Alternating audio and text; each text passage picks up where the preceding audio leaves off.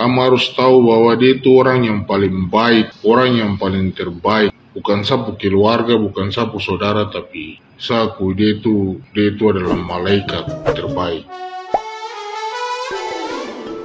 Hola netizen yang tercinta.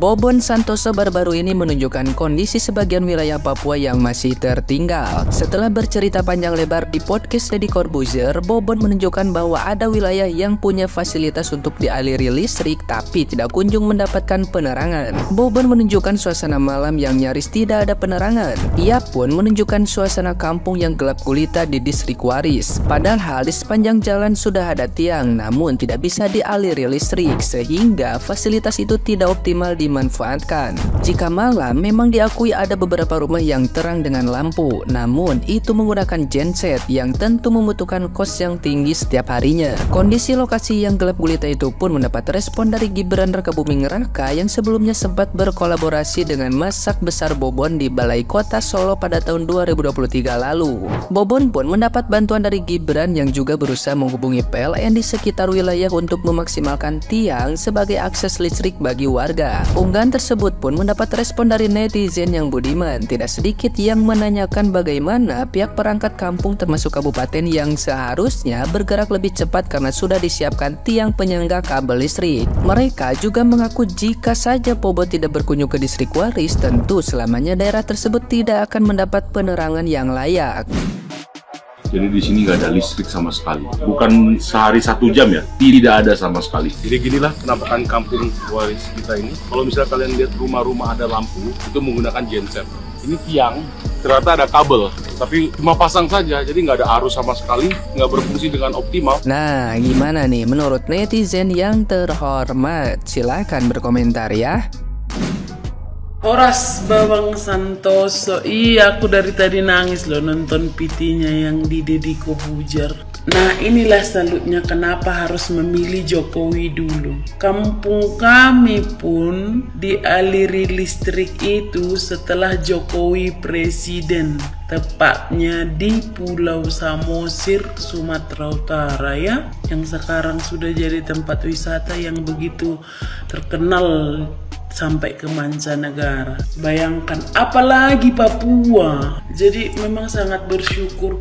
Semoga Mas Gibran ini bisa menjadi penolong mengamatkan sila Pancasila, keadilan bagi seluruh rakyat Indonesia karena Papua itu bagian dari Indonesia. Gara-gara kontennya, Mas Gibran sampai menghubungin dia agar Papua bisa mendapatkan listrik. Jadi Kak Bobon ini adalah seorang content creator yang kontennya tuh tentang masak-masak besar dan dibagi-bagikan ke warga. Dan dia sempat menjual mobil Alphardnya untuk biaya agar dia bisa pergi ke Papua dan membagikan makanan di sana. Ternyata di Papua tuh nggak ada listrik, karena itu viral. Mas Gibran menghubungi dia agar Papua bisa dapat listrik. Ini simpel ya, konten masak-masak bagi makanan. Tapi bukankah makan adalah kebutuhan utama setiap orang? Dan ternyata di Papua, warga sana bahkan gak pernah lihat sapi. Dan Kak Bobon ini bagiin nasi sapi di sana. Teruntuk untuk Bobon Santoso, gue pengen ucapin, lu gila men. Lu gila banget. Meskipun kita belum pernah ketemu, gue belum tahu lu aslinya seperti apa. Tapi dari konten-konten lu, terutama yang Papua ini, ya kan? Dan tadi gue baru nonton video podcast bersama si Om Deddy. Gila banget. Gue bener-bener tersentuh juga. Jujur, memang banyak konten creator, tapi gue gak kepikiran kenapa ada orang yang mau sampai ke daerah-daerah kecil di Papua. Kalau gue pribadi pun, kayaknya gue gak punya keberanian untuk sampai ke sana gitu loh. Dan kita tahu kondisi di Papua itu sekarang seperti apa. Gue juga tahu, sempat dengar-dengar juga. Dan gue nggak nyangka men, lu berani banget sampai ke sana untuk ngelakuin hal seperti itu. Gue respect banget sama lu, gue salut banget sama lu, dan terus berjuang. Dan gue doain lu semakin sukses dan dijaga sama Tuhan lah, diberikan kesehatan dan maju terus. Thank you Bobon Santoso untuk Indonesia. Kalian pasti udah tahu kan beritanya Mas Gibran kasih aliran listrik di Papua, di PLN gitu lah ya, yang Bobon Santoso itu kan dia visit kan, kayak kunjungan ke Papua gitu-gitu. Terus dia cerita kalau di Papua tuh nggak ada listrik segala macem. Akhirnya dia menghubungi Mas Gibran. Akhirnya Mas Gibran menghubungi pihak PLN, dipasanglah listrik gitu-gitu kan. Iya pokoknya Mas Gibran gercep banget lah gitu kan, langsung menghubungi pihak PLN. Akhirnya dipasang dan baru bisa dipakai tuh Mei tanggal berapa gitu lah. Pokoknya nggak bisa langsung.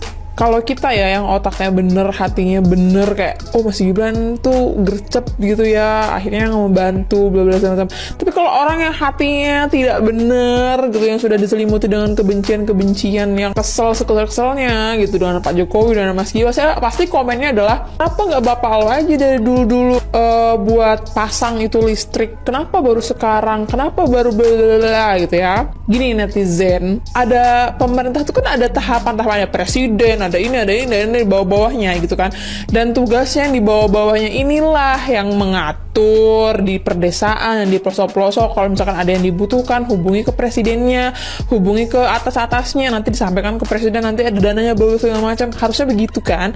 Berarti kalau di tempat itu belum terjamah gitu ya, atau belum, ya kita harus pertanyakan dulu dong susunan pemerintahan di sana tuh bagaimana gitu loh. Jangan dikit-dikit presiden, dikit-dikit ini, dikit-dikit itu gitu. Giliran Mas Gibrannya gerak, disalahin juga. Jadi tuh kayak kesimpulannya ya, mau Mas Gibran melakukan hal sebaik apapun, Pak Jokowi tuh ngelakuin hal apapun itu, di mata para orang yang tidak suka dengan beliau-beliau ini, lah hal yang kayak pencitraan loh, ini loh, itu loh gitu. Giliran nggak dibantu, gimana sih presidennya, bla bla bla bla bla. Giliran dibantu, dibilangnya pencitraan lah, inilah segala macam. Kayak pusing. Kita tuh kalau misalkan mau menjelaskan sesuatu ke pendukung sebelah, itu tuh nggak akan bener di mata mereka, karena yang benar menurut mereka hanya itu, you know what I mean. Jadi saya cuma mau cerita saja buat kami yang komentar-komentar tara laku di ini, Viti yang tentang Mas Bobon kayak ini, yang kan bilang deh beginilah bansos lah apalah segala macam. Weh, kamu harus tahu bahwa dia itu orang yang paling baik, orang yang paling terbaik. Bukan sapu keluarga, bukan sapu saudara, tapi dia itu adalah malaikat terbaik untuk bagi saya begitu. Karena waktu pas dia turun dia datang ke Manokwari, dari Jayapura dia ke Manokwari, saya dapat info dari ada teman aparat. Dia bilang, kok kenal sama Mas Bobon? Sama saya kenal. Oh, dia udah turun itu, nggak ada mau jemput dia nih. Oh sudah, saya orang pertama yang berdiri di bis itu. Dia begitu turun dari bis terakhir, Mas Bobon, selamat datang di kota kami, Manokwari. Dia datang itu cuaca cerah sekali, panas dan segala macam. Kok kena panas tuh langsung kok melepu bye-bye, saya tahu. Alam saja mendukung kedatangan Mas Bobon. Masa tong manusia punya berpikiran yang buruk-buruk ya Mas Bobon deh kalau bikin baik-baik. Ayolah, tong harus jadi manusia tuh yang punya akal sehat yang baik begitu. Pokoknya Mas Bobon tuh dia terbaik. Yang bilang dia begini-begini, aduh, kayaknya dia kekurangan 4 sehat 5 sempurna lah begitu. Mas Bobon terbaik. Bobon Santoso, seorang konten kreator asal Bali yang datang ke Papua membantu saudara-saudara kita yang ada di Papua, yang rela menjual hartanya, mobil Alphardnya katanya begitu, seharga 1M, ditambah dengan biaya dari donatur lain 500 juta untuk membantu saudara-saudara kita di Papua.